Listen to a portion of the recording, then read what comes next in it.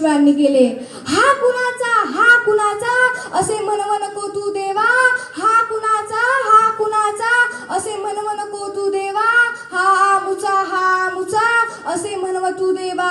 हे त्या काळी महात्मा बशिष्ठरावांनी मूर्मंत दिला. पण तरी आता आपल्याला काय पाहायला मिळते तर आत्ताच घडलेली काश्मीर हल्ल्यात तुझा धर्म कोणता धर्म विचारून विशिष्ट धर्माचा असला की म्हणजे त्याच्या निष्पास जीवासोबत रक्ताची होळी खेळली गेली. धर्म, जात, पंथ आणि प्रांत या सर्वांचा जर आपण सीमा ओलांडून विचार केला तरच या देशाचे अखंडत्व टिकू शकेल. महात्मा बशिष्ठरावांनी जातीचे बंधन, धर्म, जात या सर्वांना मोडीस काढून अनुभव मंडपाच्या माध्यमातून एक नवीन आचारसंहिता लिंगायत समाजाला दिले. स्त्रियांना निर्भयपणे मत मांडण्याचा अधिकार दिला.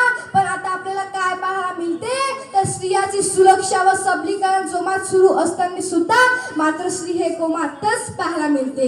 देह हेच देवरे आहे. कोरोनाच्या महामारीत तर सर्व प्रार्थनेस्तरी मिटली गेली होती. त्या काळी महात्मा बशिष्ठरावांनी इष्टलिंग पूजेचा मार्ग हा फारच सोयीचा ठरला. इष्टलिंग पूजेचा मार्ग हा इतका सरळ व सोपा असून सुद्धा आता आपल्याला काय दिसते तर एक लोटा जल और सब समस्या का हल.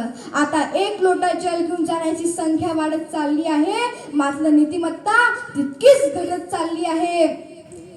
महात्मा बशिष्ठरावांनी समतेचे मूळ प्रस्थापित करणारे कार्य महात्मा बशिष्ठरावांचे होते. पण आता लिंगायत समाजात नाहक उपवास, व्रत, वैकल्य, विधी, पंचांग, वास्तुपूजन, पुलायन, पारायण, स्वर्गलोक, भूलोक, पाताळ लोक या सर्वांना महात्मा बशिष्ठरावांनी त्या काळीच विरोध केला. आता तर लिंगायत समाजातील लोके कोणा एका पंथाचे अनुकरणाचे नियमाचे अनुकरण करताना दिसतात, कोणा एका पंथाचे नियमाचे अनुकरण करताना जन्म मृत्यूनंतरचे सुतक 30 दिवस न पाळता 12 दिवस सुतक पाळणारे लोक आज समाजामध्ये दिसत आहे. कौटुंबिक कर्तव्य सोडून दिवसभर मंदिरात बसून पारायण करणाऱ्या स्त्रिया आज आपल्याला पाहायला मिळतात. जन्मानंतरची सुतक, मेल्यानंतरची सुतक, मासिक पाळीतील विटा या सर्वांना लिंगायत समाजात थारा नाही असे जगतदेवी महादेवी यांनी सांगितले. हे सर्व विदारक दृश्य पाहून महात्मा बशिष्ठरावांची प्रकर्षाने आठवण होते. शोषणा, अंधश्रद्धा, भुवाबाजी, कर्मकांड, केशवपाशी दक्षत्व झालेली होती. पण त्या काळी समाजामध्ये कल्याण क्रांती घडवण्याचे काम महात्मा बशिष्ठरावांनी केले. महात्मा बशिष्ठरावांनी समप्रतिष्ठेचे महत्त्व पटवून देत असताना सांगतात, मिळेल ते काम कर, सज्जनाशी प्रेम कर, आळशीशी दूर कर. कमावलेले धन स्वतःच्या कुटुंबासाठी न खर्च करता समाजासाठी खर्च कर. भिवून चालत नाही, बेदरून चालत नाही, भिवून चालत नाही, बेदरून चालत नाही, पंचपडली लावून चालत नाही.